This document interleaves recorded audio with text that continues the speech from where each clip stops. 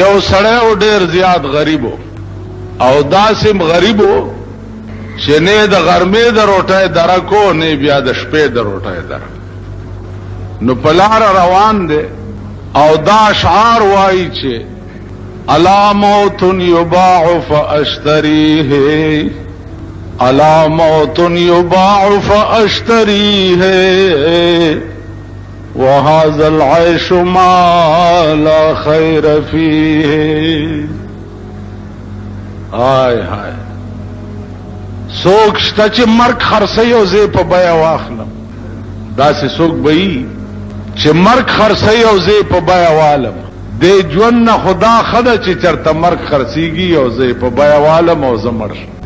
زکه چې د ځان لوګه خدا سره برداشت کی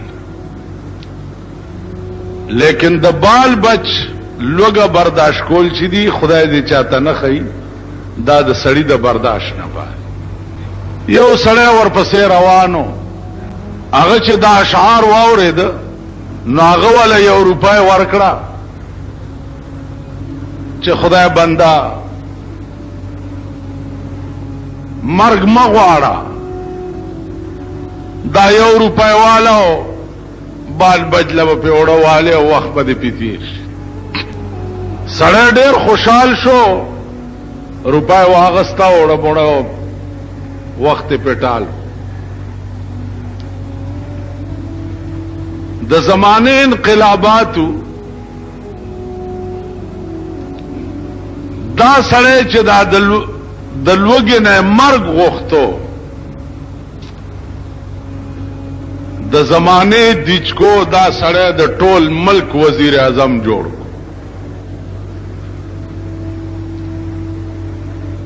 یا دا سه آلو چې د لوګي نه مرګ پسې ګرځیده او یا بیا د ټول ملک وزیر اعظم شي هغه سړی چې چا ولا یو روپای ورکړی و بیا هغه داسې غریب شو چې هغه بیا ځان له مرګ لټولو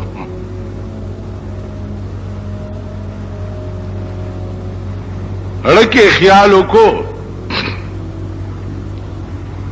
چې دې سړی سره خو ما په ډیر سخت وخت کې د یو روپۍ امداد کړو چې د لوګي نه ځان ته مرګ غوښتو او ما ولا یو روپۍ ورکړې و او نن د ملک وزیر اعظم دی راشه څه تجربه خو په وکا بادشاہ دے د ملک نو عزیزانو یو درخواست یو لیکل او دا درخواست په سر باندې دا اشعار لیکل چې الا موت یباع فاشتریه الا موت یباع فاشتریه وهذا العيش ما لا خير فيه او وزیر اعظم صاحب زاغ سړی ما چې تا د لوګي نه ځان ته مرګ غوښتو دا شعرونه دی وی او ما په ډیر سخت وخت کې تاله یو روپۍ درکړې وه نن هغه حال چې کوم ستاو نو هغه په ما راغلی دی نن ته د ملک وزیر اعظم په دې درخواست باندې غور وکړه که څه امداد را سره کولی شي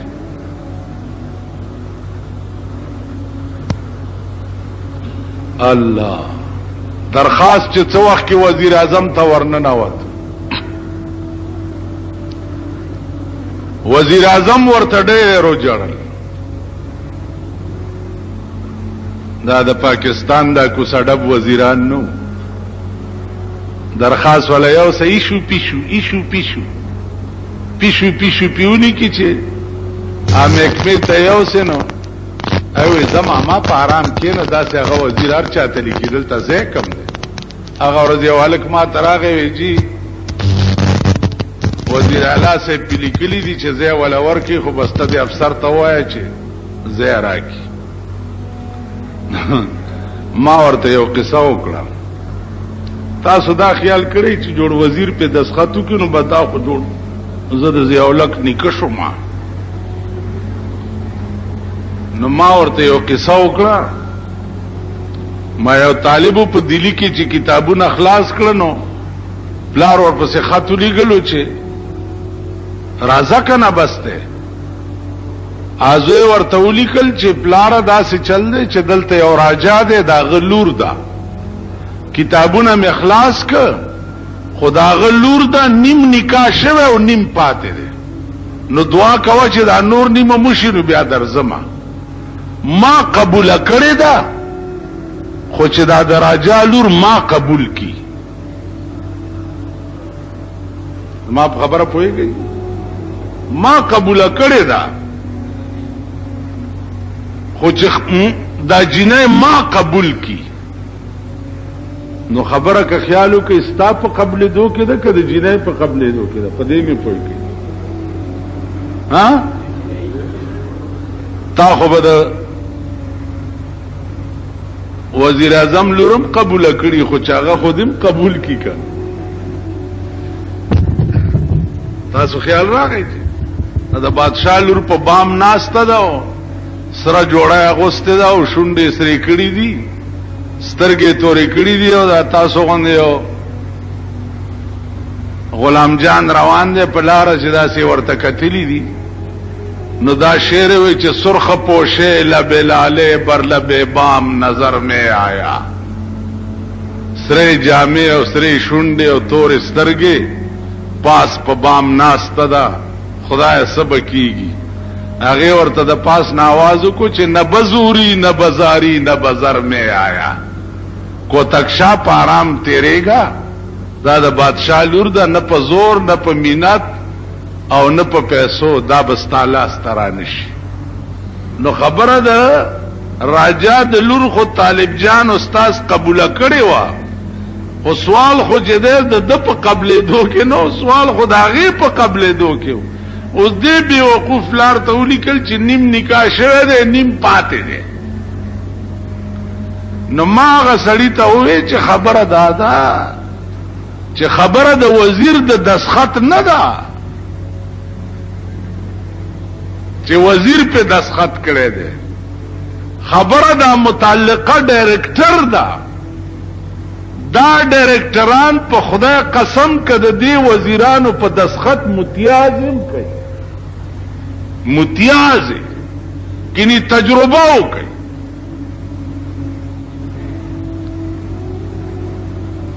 نو مال په آرام کې وځي وزیر صاحب کړه ده خاصه تاسو یو ټلیفون ورته وکړي وزیر صاحب کړه مدا ما ته وایي چې به وزیر درته زو کوم دارا ته وایي وزیر کړه ده اوس ته به سبب خلق ته چې د وزیر په دسخط شو زلار ني سلار لنډوا د وزیر دسخط شوه شي چې مال رانیز دیکو بلته بدر باندې وخیږي. عرض میں داو چې داسې وزیر نو اغله چې درخواست ورغه نو ورته و جړل او ډېر و جړل.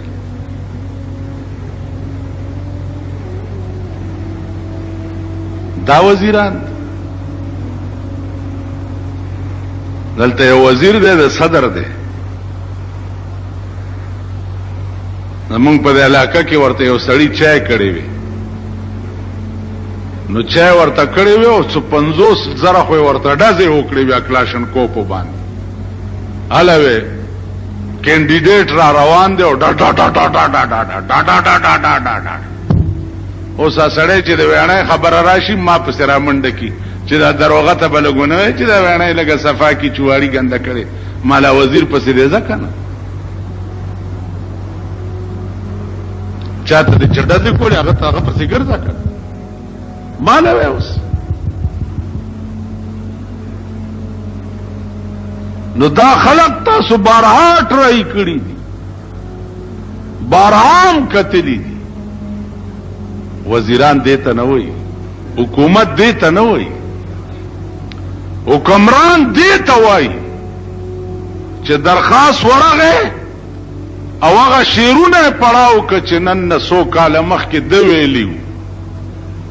چې علامات یباع فاشتریه وهذا العيش ما لا خير فيه.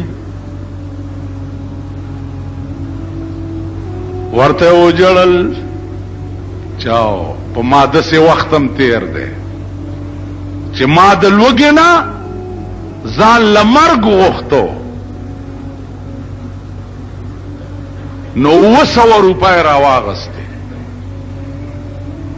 200 او دا هغه کاغذ په شا باندې د قران کریم یو آیات لیکلو الذين ينفقون اموالهم كمثل حبة انبتت 7 سنابل في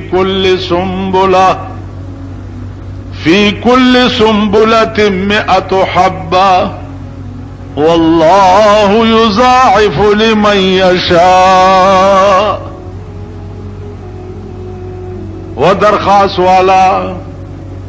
تا په ډېر سخت وخت کې ما سره د 1 روپۍ امداد کړو، ما د هغې په عوض کې د قرآن د دې آیات مطابق چې یوه دانه څوک د خدای په نامه ورکړي نو د هغې داسې مثال دی لکه دانه وکرې هغه بوټی شي، هغه بوټي کې 2 وږي وشي، 2 وږي او هر وږي کې سلسل دانې نو یو په 200 شي. نو تا 1 روپۍ مال را کړې وه نو ما یو په 200 دله درکې او که مزید خدمت هم نو ګوره بیا به ما خبره عزیزانو دیتا وی کامل انسانیت چې د چا نیکی ای هیره نه څوک چې د چا نیکی هیره کی عزیزانو دام انسان نه دی چې یو سړی و خر یې ساتلی و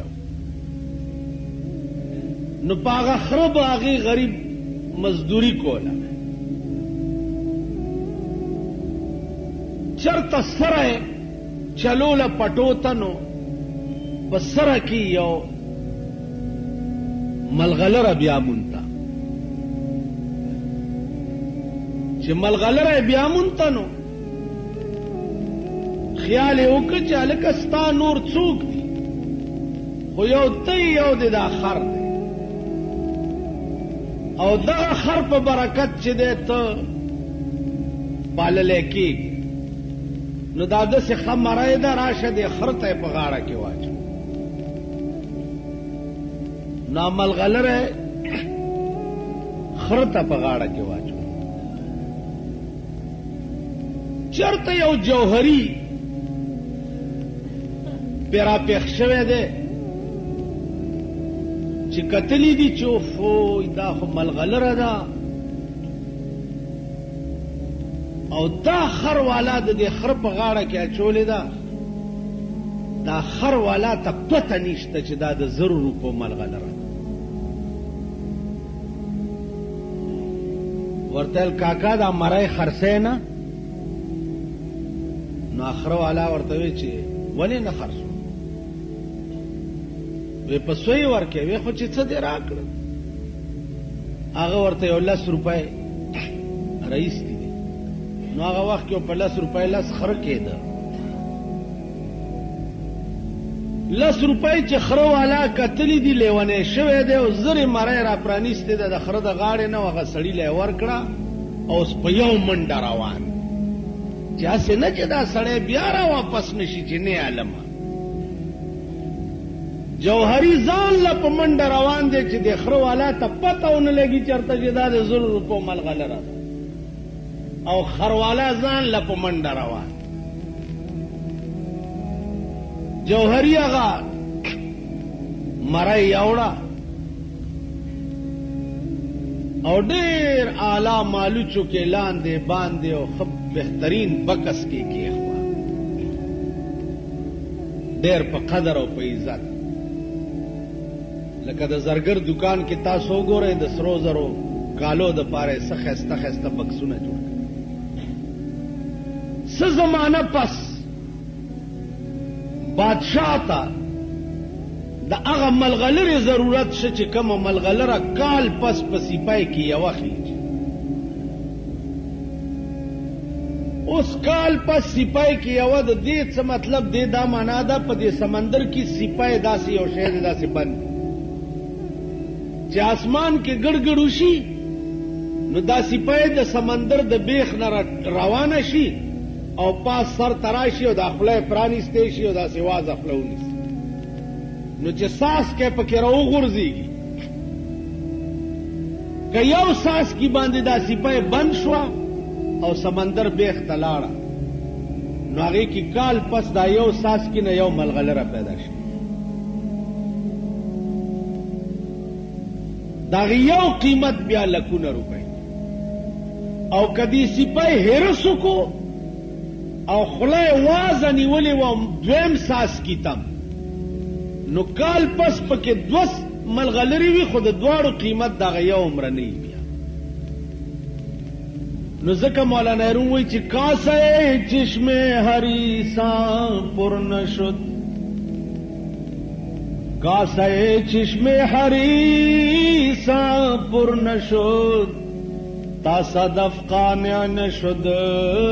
پر در نشد وایي د انسان دا سترګې دي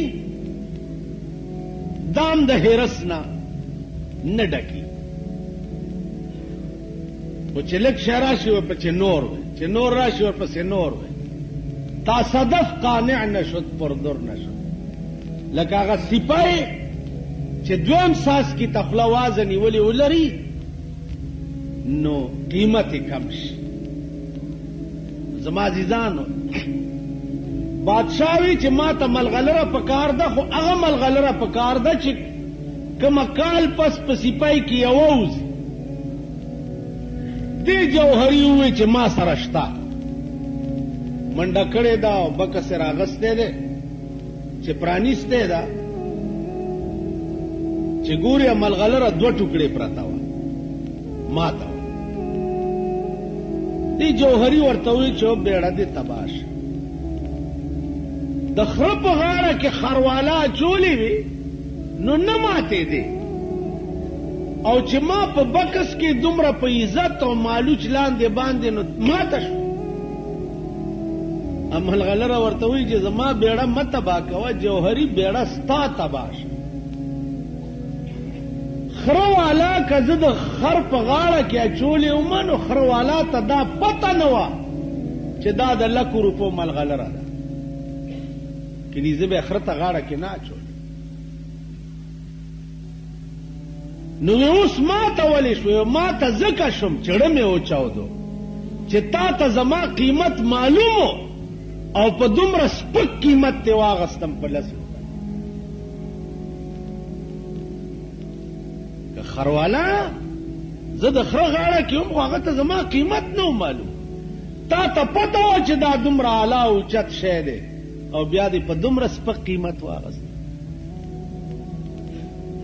د پاکستان مسلمانانو کافر کا په قیامت کې دوزخونو ته ځي او په عذابونو کې مبتلایي خو هغې ته قیمت نه دی معلوم د سردار کونین صلی الله علیه وسلم نه ورته قیمت معلوم دی د قرآن نو ورته قیمت معلوم دی د حدیث د جناب رسول الله صلی الله علیه وسلم تاسو بدبخت قومه څه به کوئ چې د قرآن غوندې عظیم کتاب موجود دی د حدیث غوندې عظیم کلام موجود دی او ستا د ملک فیصلې د پیرنګي په قانون کیږي ملک د ملک به خاورز نه ګورئ ملک د ملک دا د زید عمر بکر خبره نه ده ملک د ملک به ښه ورځ نه ګوره. دا په کچرو کې چې په لکو